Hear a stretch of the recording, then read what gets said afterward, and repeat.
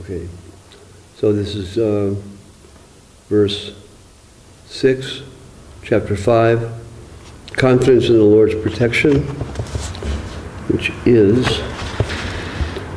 Rakshishyati Vivasaha. The holy feet of Lord Vishnu are the only shelter for persons tormented by the miseries of material existence. Guru Maharaj's introduction. And there's a prayer by Kulashekar Maharaj. Guru Maharaj's Sanskrit. Sangsara dukkha klastanam Sri Vishnu paramam padam evakasirayaha. Okay, Kulashekar Maharaj tells us, for those persons who, bereft of a vessel, have fallen into the ocean of mundane existence, who are being lashed by the hurricane of duality based on mundane attraction and aversion, who are crushed by the burden of protecting wife and family, etc., who are drowning in the ghastly whirlpool of sensual pleasures. The only shelter is the lifeboat of the holy lotus feet of the Supreme Lord Vishnu.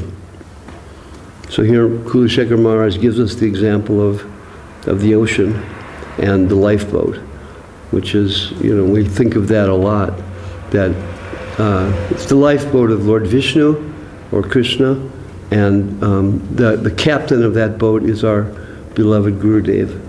And coming to help us, we're just being lashed by the waves of mundane existence in different varieties, based on our mundane attachment.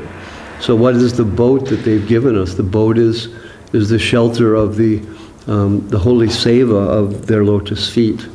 And that is manifest in different ways for different persons, according to the desire of Sri Guru and the particular necessity of the servant.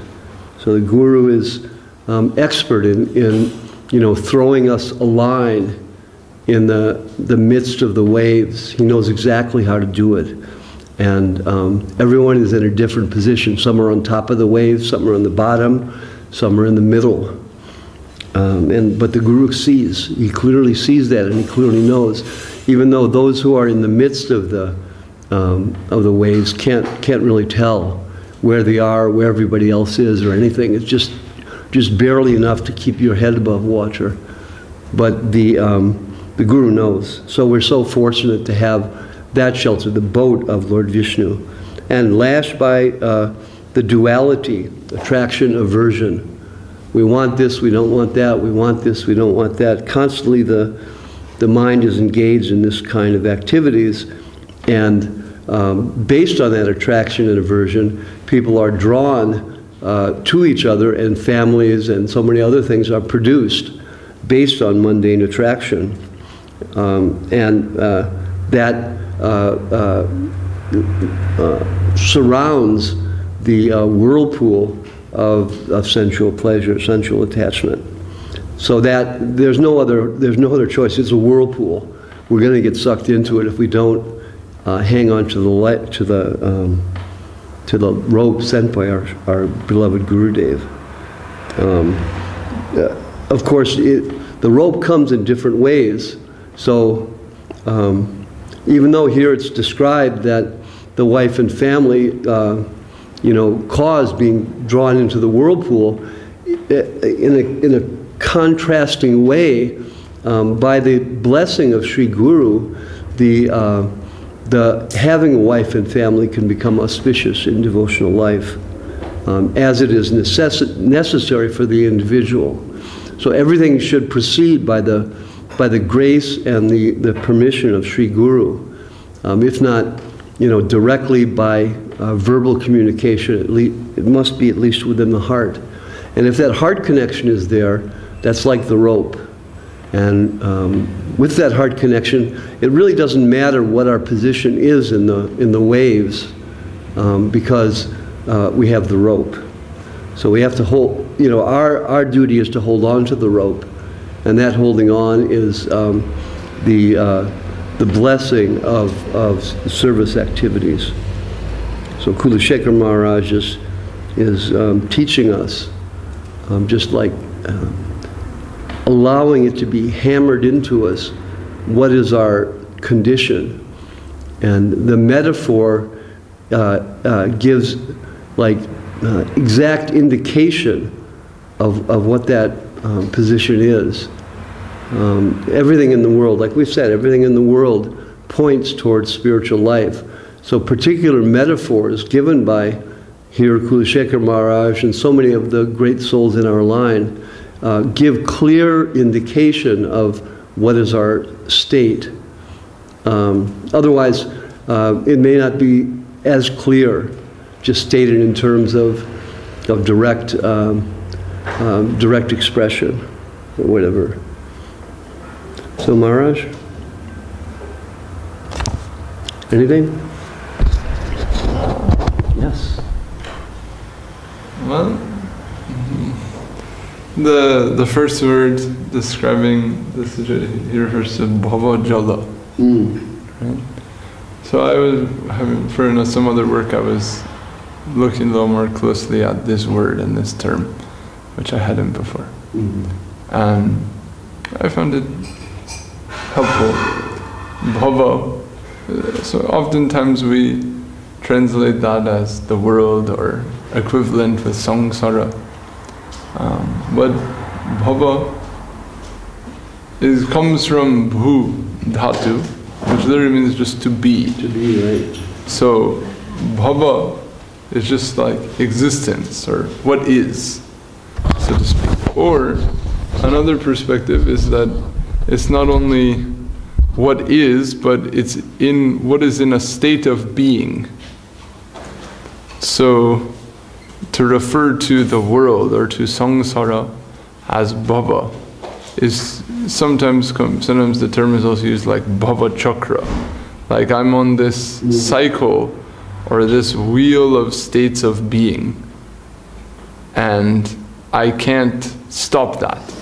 I'm passing through this continuous flow of change or this continuous change of states of being, and I find it turbulent. I find it difficult. Or here the analogy is even comparable to being like, the whole analogy is like I'm in an ocean.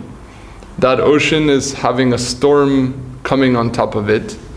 I'm trying to hold up something else as I'm in this ocean, and the water that's making up this ocean is poisonous, and right now there's a wave coming up on me. Like as the slope goes, it's building up like this. I'm in this water, it's very stormy, I'm getting pulled down by something else, or I'm struggling to hold something else up. I'm trying not to touch the poison of this water, and right now this wave is coming up on me. So what am I going to do in that situation? If there isn't a boat to grab onto right now, I'm over with. Finished. So it's a very, very strong statement. I mean, sometimes I feel like with the technology we have in present day society, people have trouble relating to this because their lives are so easy, relatively speaking, in human history. The amount of facility and leisure that we have is so much compared to what most human beings have gone through. So the roughness of this plane, is very vividly illustrated here. Whereas, for some of us, we might think, what do you mean? I have no problem with the dualities of life. That's what I have great gadgets for and great online services for. And I like my family and my friends and my activities, and I like material enjoyment. And why are you describing it like, these are all good things? That's their mental problem. It's not physical, it's mental.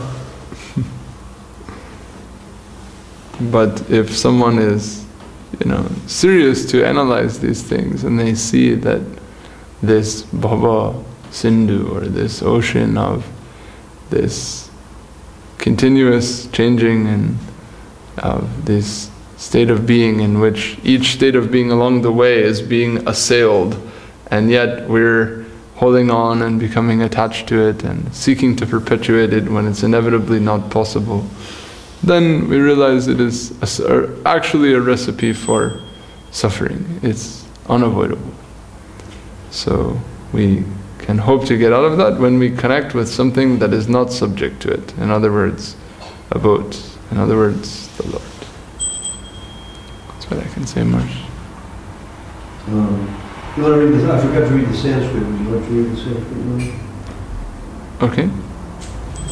Bhava jhala digathanam dvandavata hatanam sutta duhita trina kalatra trana bharardithanam vishama vishayatuye majatam aplavanam bhavati sharanam mekam Vishnu poto naranam.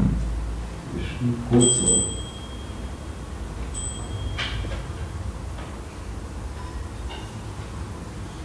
Poto there is lotus feet? Poto is boat. Boat? Oh, the boat of Vishnu. Yeah. Okay, so the lifeboat of the holy lotus feet, okay. So the translation holy lotus feet is assumed? Yeah, I don't see feet referred to directly in the shlok. Okay. Okay, I think we'll leave it at that. We'll quickly read some Charitamrita. Is that all, Maharaj? Yeah. Shri Prabhupada Jivanamritam ki jai. Bhakti Bhakti Sridhar Maharaj ki jai. Okay. Chaitanya Charitamrita, Adi, chapter 4, 38, 39, 40, 41. We're on this page.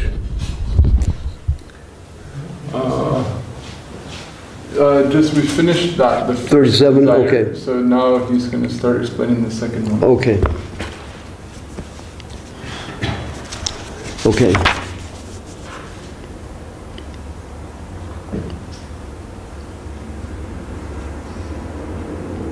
Okay, so his first desire, if sometime I can be the abode of that love, only then may I taste its joy.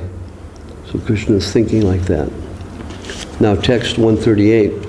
My sweetness is wonderful, infinite and full. No one in the three worlds can find its limit. Adbhuta Ananta Purna Mora Madhurima.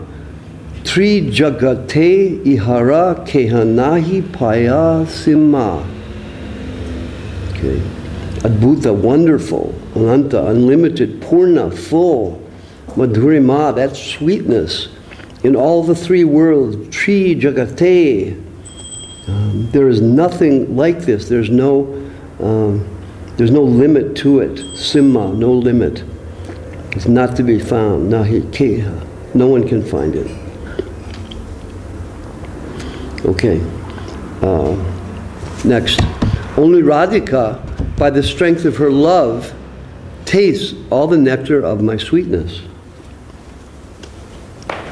E prema dvare nitya Radhika ekali amara madhurya matrita asvade sakala. Anything, Maharaj? Okay. Next. Although Radha's love is pure like a mirror, its purity increases at every moment. Yadyapi nirmala radhara sat prema darpana tatapi swachata tarabhadhe kshane kshana. Kshane kshana, at every moment. Radha's love, which is pure like a mirror, sat prema darpanam. It still increases bade. Kshane, kshana, every moment.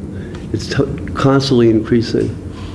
So this is like the nature of the Absolute, that it's unlimited and yet constantly increasing. So there's no limit to it. There's no limit to Srimati Radharani's love.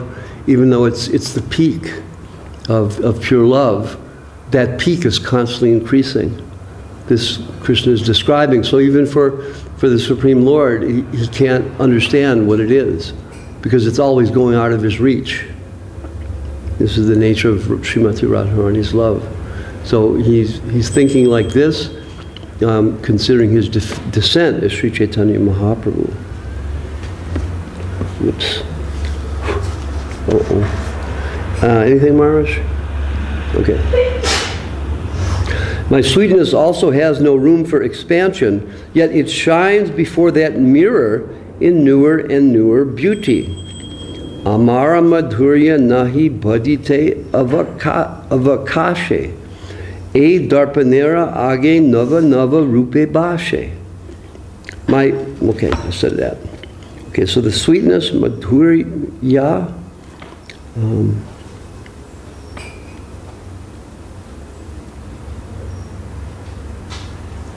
that's interesting.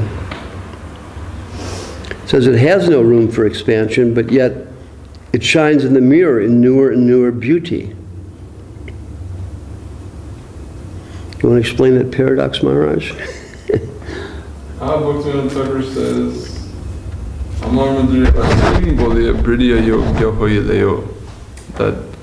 that it is not possible for my madhurya to increase because it is already boundless, or it is already unlimited.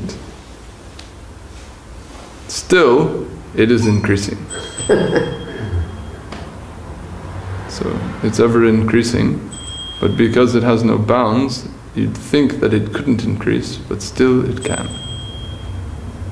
So the bounds of no bounds is increasing. Yes. Okay. So it's just one of these achintya things, or just if you try to think about it, your mind just explodes. Okay. So next, text 142. There is constant competition between my sweetness and the mirror of Radha's love. They both go on increasing, but neither knows defeat. Madhurya Radhara Prema Done Hoda Kori Kshane Kshane Bade Done Keha Nahi Hari. So never defeated. They both go on increasing, Bade, at every second, Kshane Kshane. And this is the mirror of Srimati Radharani's love. Madhurya, my sweetness. Okay, they're challenging each other, Hodakoti.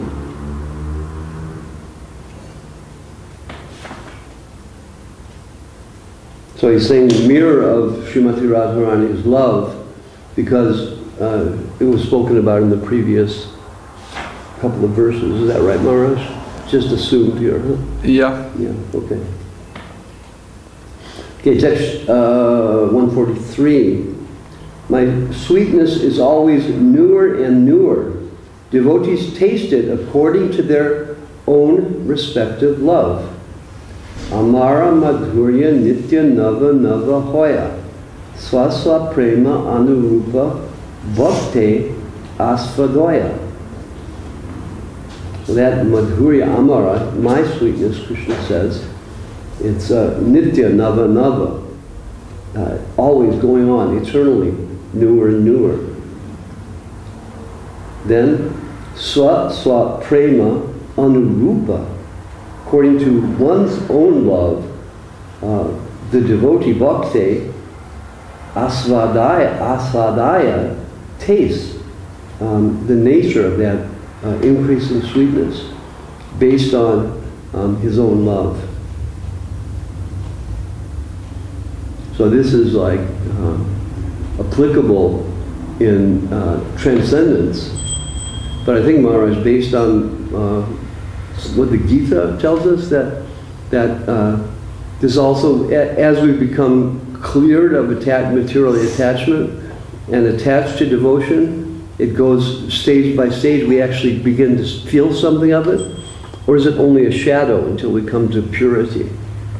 I always wondered about that. Both can be said. I mean, if we want to talk about shadow, or what technically is called abhas, shadow has like a more negative connotation, but abhas can also mean some semblance of, or an undeveloped an undeveloped connection with. So if we take it in that way, then by gradation there's gradual more development, into reality. So the hologram becomes the real, or something like that.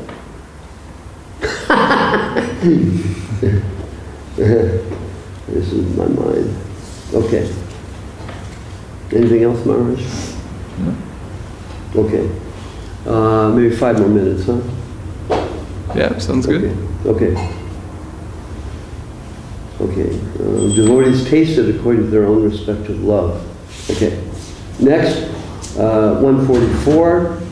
If I see my sweetness in a mirror, I am tempted to taste it, but nevertheless I cannot.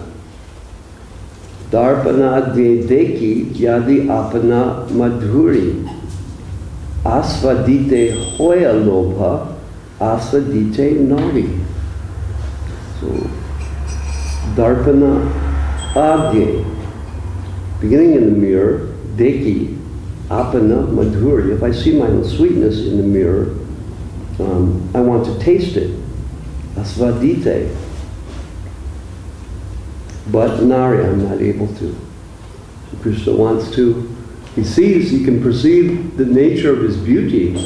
Example is given in a mirror, and he thinks, oh, this is amazing. But he can't, understand what is the feeling of perceiving that and coming in connection with that beauty. He can't understand it. So that this is, another mind-blowing statement by Krishna that the Supreme Personality of Godhead, who is the source of everything, is so unlimited, yet there's something that's more unlimited than him, and that is Srimati Radharani's love for him. So looking at himself, he understands there's something there, but he can't taste it, like seeing in a mirror. It's there, but it's not accessible. So Krishna is thinking like that in relation to the love of Srimati Radharani. Anything, Maharaj? Okay, next one, 145. Oh, did I say the Sanskrit? Or the Bengali? I think, yeah. Okay. If I deliberate on a way to taste it, I find that I hanker for the position of Radhika. Vichara Korea Yadi Asvada Upaya Radhika Swarupa Hoite Tabe Mana Daya. Okay. Vichara, if I consider Upaya, Asvada Upaya, a way to taste it, this nature of Srimati Radharani, Radhika Swarupa, my mind chases it, mana daya. I hanker for the position.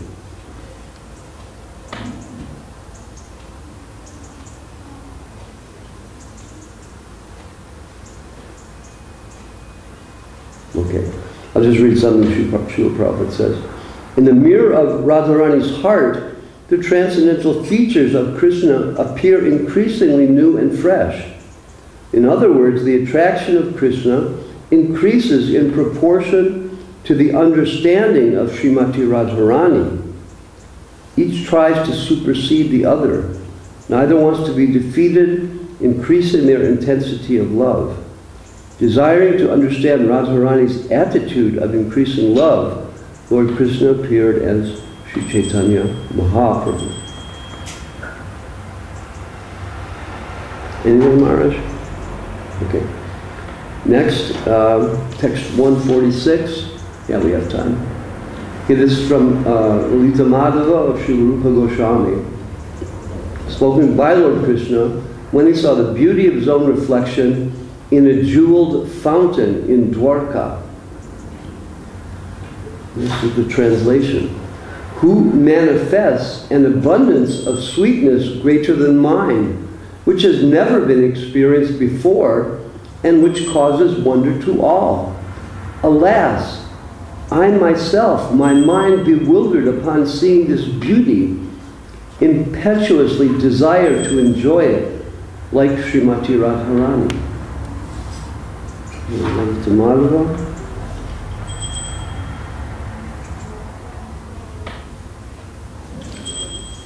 Okay, Sanskrit.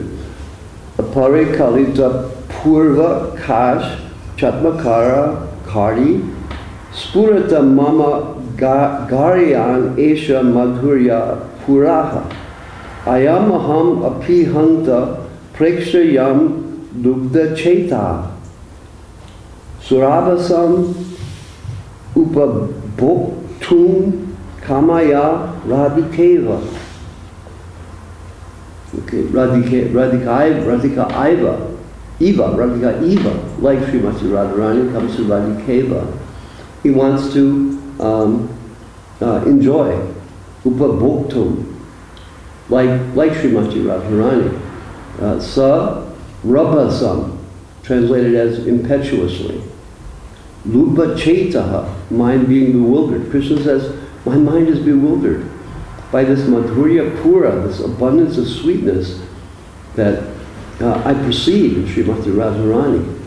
And he can't understand where it's come from. Lalita Madhava.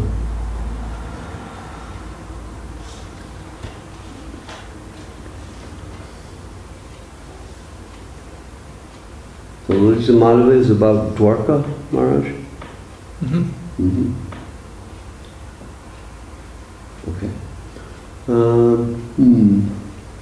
One more, I guess. 147.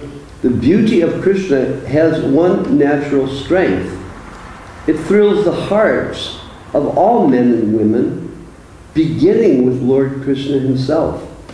Okay, this is a statement by Kaviraj Goswami, kind of, summarizing this in the third person.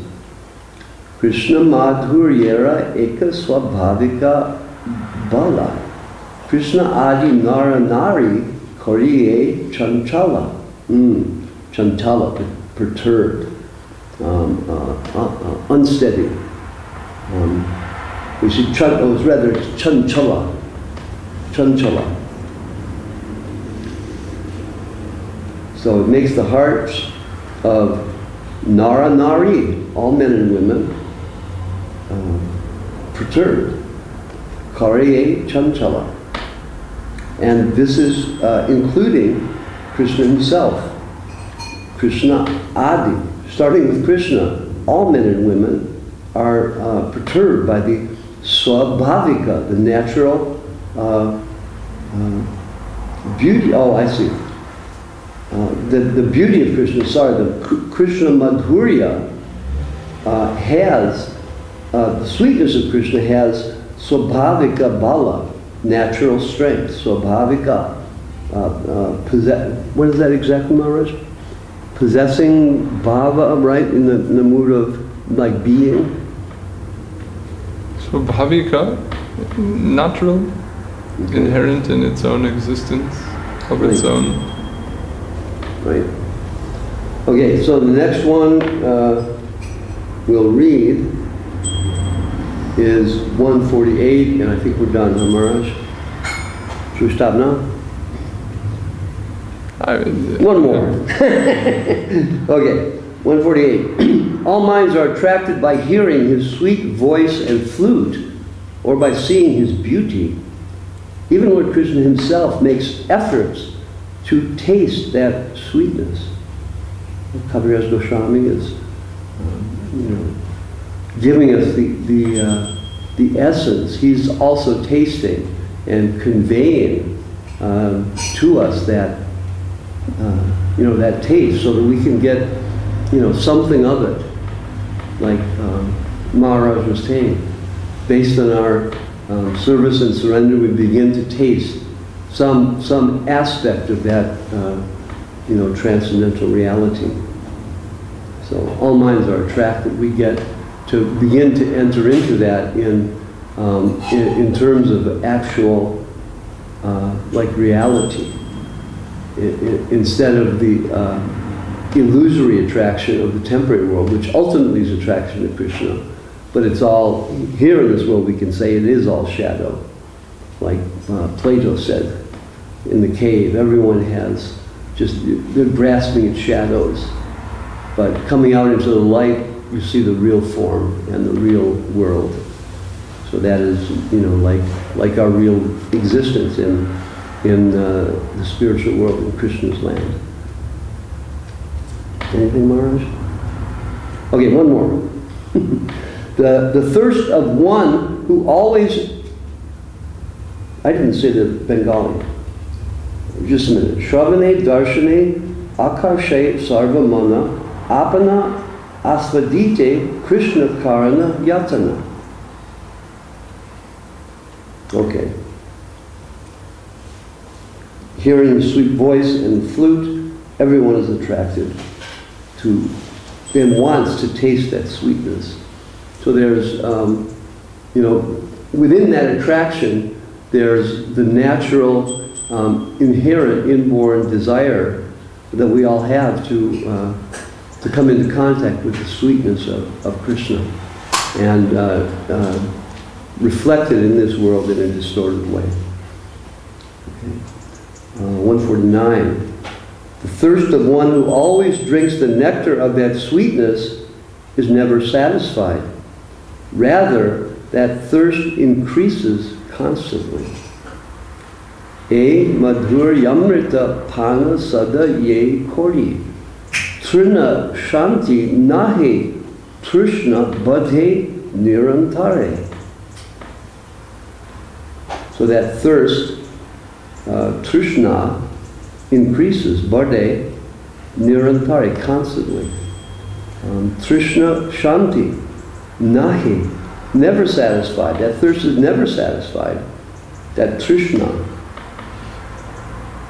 So one who comes in contact with the madhurya amrita, drinks it, pana, he is never satisfied. This is the nature of the Absolute, because it's the nature of Srimati Radharani. And the whole of existence is based on the love between Srimati Radharani and Sri Krishna. And Kaviraj Goswami is, giving us, laying out for us some indication of what actual reality is.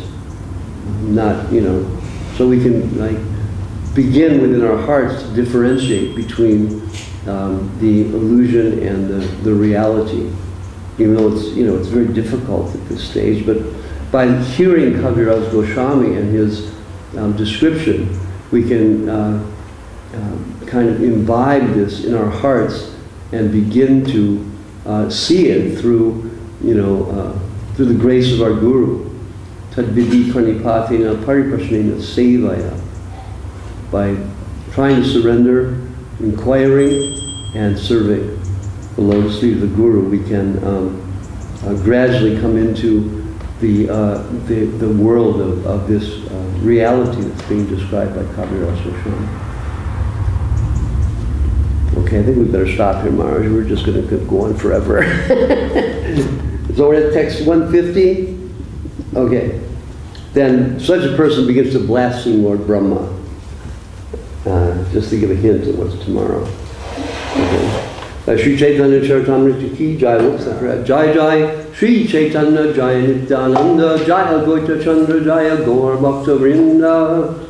Jaya jaya Sri Chaitanya jaya Nityananda, jaya Goita Chandra jaya Gaur Bhakta Vrinda. Chaitanya Charitamrita ki jai, Sri Krishnadas Kaviraj Goswami Maharaj ki jai, Sri Lacey Bhaktivedanta Swami Maharaj Prabhupada ki jai, Sri Bhakti Rakak Sridhar Dev Goswami Maharaj ki jai, Sri Bhakti Sundar Govinda Dev Goswami Maharaj ki jai, Sri Bhakti Nirmala Acharya Maharaj ki jai, Sri Chaitanya Saraswat Mat Acharya Brinda ki jai, Sri Chaitanya Saraswat Mat Vaishnava Brinda ki jai, All the Vaishnava Vrinda ki jai, jai Gaur Premanandi. Maharaj. Hari Haraya Nama Krishna Jadavaya